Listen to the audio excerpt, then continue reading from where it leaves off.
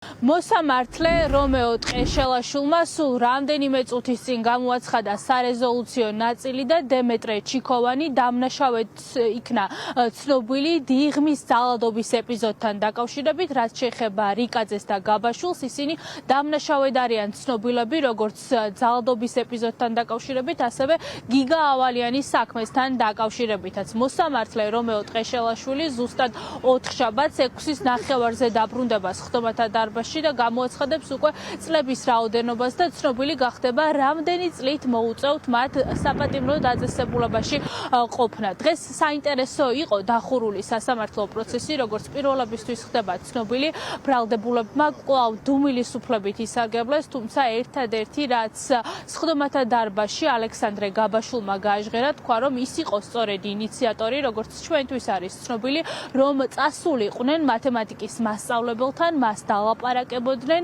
და გაბაშვილმა სხდომათა დარბაზში თქვა, რომ ის ჩადენილს ნანობს და ახლა რომ იყოს ოქტომბრის დღე და რომ შეძლოს ამ დღის დაბრუნება, თქვა, რომ ის სახლიდანაც კი არ გავიდოდა. საქმის პროკურორი განმარტავს, რომ უამრავი ვიდეო მტკიცებულება არის საქმეში, მათ შორის ფარული საგამოძიებო მოქმედებების დროს მოპოვებული მტკიცებულებები და სწორედ ამ უტყუარი მტკიცებულებების საფუძველზე მიიღო მოსამართლე რომეო ტყეშელაშვილმა გადაწყვეტილება და სამივე პირი ცნო დამნაშავედ, თუმცა დემეტრე ჩიქოვანის ნაწილი გიგა ავალიანის საქმესთან დაკავშირებით ცალკე ეპიზოდად არის გამოყოფილი და სავარაუდოდ უახლოეს პერიოდში გავიგებთ ჩიქოვანი ავალიანის საქმეში იქნება თუ არა გამტყუნებული. ალექსანდრე გაბაშვილმა განმარტა, რომ მისი ინიციატივა იყო მასწავლებელთან მისვლა და მან აიყოლია სხვა ბრალდებულები ამ დანაშაულში, ასევე ის ნანობდა იმას, რომ სხვა ბრალდებულებს შესთავაზა ამაში მონაწილეობა და ამბობდა იმას, რომ საშუალება რომ იყოს და უკან დააბრუნოს 1 ოქტომბრის დღე, ამას არასოდეს გაიმეორებდა. ვიდეო კამერის ჩანაწერები ორ ნაწილად შეიძლება დავყოთ. პირველი ეს არის უშუალოდ გიგა ავალიანზე თავდასხმის სამსახველი ვიდეო ჩანაწერები, რომელიც გიორგი რიკაძის ტელეფონიდან იქნა გამოთხოვილი და მეორე ჩანაწერთა მეორე კლასი, ასე ვთქვათ, შეიძლება პირობითად დავყოთ, ეს არის დიღომში ჩადენილ მრავალ ეპიზოდიან დანაშაულთა ამსახველი ვიდეო ჩანაწერები და კადრები. ასევე გამოთხოვილი არის მიმოწერები მათი მობილური ტელეფონებიდან, ისინი ერთმანეთსაც წერდნენ და სხვა პირებსაც მომხდართან დაკავშირებით. ასევე ძალიან მნიშვნელოვანი იყო კომისიური სამედიცინო ექსპერტიზის დასკვნა, რომელმაც ცალსახად დაადგინა გიგა ავალიანის ჯანმრთელობის დაზიანების წარმომავლობა, მიყენების მექანიზმი, დაზიანების მიმართულება და ასე შემდეგ, რომელსაც დაეფუძნა 117 მოხდა. ნია იმნაძე და მალანია, ეს არის ორი ახალგაზრდა, ვის სახელსაც ასახელებს გიგა ავალიანის დედა. შესაძლებელია თუ არა, რომ ბრალდებულ პირთაც რა გაფართოვდეს? მოგეხსენებათ, რომ მიმდინარე საქმიდან ცალკე წარმოებად არის გამოყოფილი სხვა სისხლის სამართლის საქმე, რომელზედაც გამოძიება ჯერ კიდევ მიმდინარეობს. მოსაპოვებელი გვაქვს რიგი მტკიცებულებები, ველოდებით ამ მტკიცებულებების შედეგებს.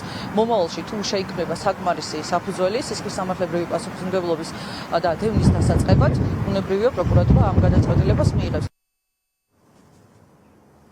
გიგა ავალიანის ჯანმრთელობის განზრახ მძიმე დაზიანების საქმეზე დაკავებული გაბაშვილი და რიკაძე უკვე დამნაშავედ არიან ცნობილი, ახლა ოჯახის უფლება დაამცველი და თავად მოკლული მასწავლებლის დედა და ოჯახი ელოდება იმას, თუ რა გადაწყვეტილებას მიიღებს მოსამართლე რომეო ტყეშელაშვილი და რამდენი წლით გაუშვებს ამ ადამიანებს ციხეში. ამავდროულად ცნობილი ხდება, რომ აქტიურად მიმდინარეობს და გრძელდება საგამოძიებო მოქმედებები.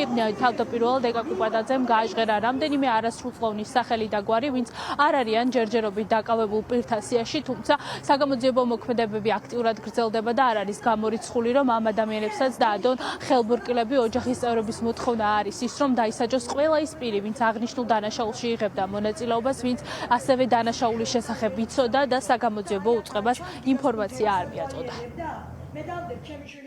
დაზარალებული რასაც ითხოვდა, ფაქტობრივად მოსამართლემ მისი მოთხოვნა შეგვიძლია ვთქვათ, რომ დაკმაყოფილებული. ამ პროცესში ვიცით, რომ გაბაშვილს და რიკაძეს ჰქონდათ წარდგენილი ბრალი გიგა ავალიანზე თავდასხმის ეპიზოდში 117-ის მეოთხე ნაწილით, ეს არის სხეულის განზრახ მძიმე დაზიანება, რამაც გამოიწვია სიკვდილი, ჩადენილი ჯგუფურად.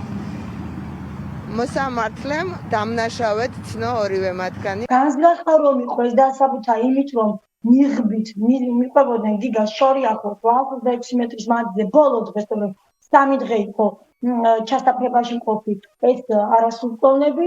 შემდეგ მძიმე დაზიანება რომ იყოს სხეულის ადგილზე ეს დადასტურდა იმით რომ გიგა უკვე უგონოდ მოწყვეტით დაეცა. ჯგუფური რომ იყო დადასტურდა იმითაც არა მარტო იმით რომ ორი იყო ადგილზე, როცა ორია შეგვიძლია ჯგუფური ავით, მაგრამ რიკაძე აქ არ იყო უბრალოდ ვიდეოს გადამღება. არაერთი ძალადობის შემცველი ვიდეო კადრი იყო პროცესზე ნაჩვენები და იცის საზოგადოებას და მასთან იყვნენ დაჯგუფების წევრები.